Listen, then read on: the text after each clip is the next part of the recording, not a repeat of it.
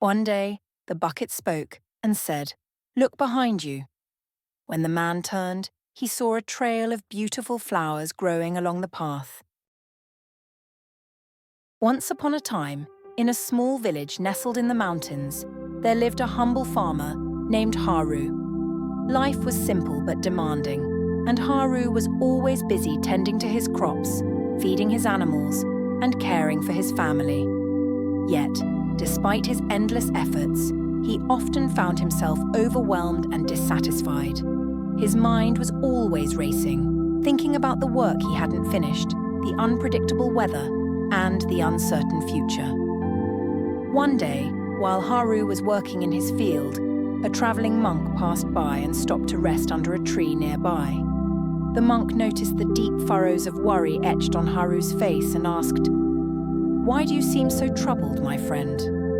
Haru sighed and replied, "There is always so much to do, yet it feels like nothing is ever enough. No matter how hard I work, my heart feels restless and heavy." The monk smiled and said, "Let me tell you a story." Curious, Haru stopped his work and listened. Once there was a man who carried 2 buckets of water up a hill every day. One bucket had a crack in it, and by the time he reached the top, half the water would leak out. The man often cursed the cracked bucket for wasting his effort. One day, the bucket spoke and said, "Look behind you." When the man turned, he saw a trail of beautiful flowers growing along the path. The cracked bucket had been unknowingly watering the seeds along the way, turning an ordinary path into a blooming garden. The monk paused and looked at Haru. Life is like that. We worry about what we haven't done or what we might lose, but we forget to notice the beauty and meaning we create in the present moment. Haru was silent for a long time, letting the monk's words sink in. Then, with a soft smile, he asked, "How can I begin to see this beauty in my own life?" The monk replied, "By being fully present. Instead of racing through your tasks, approach them with mindfulness.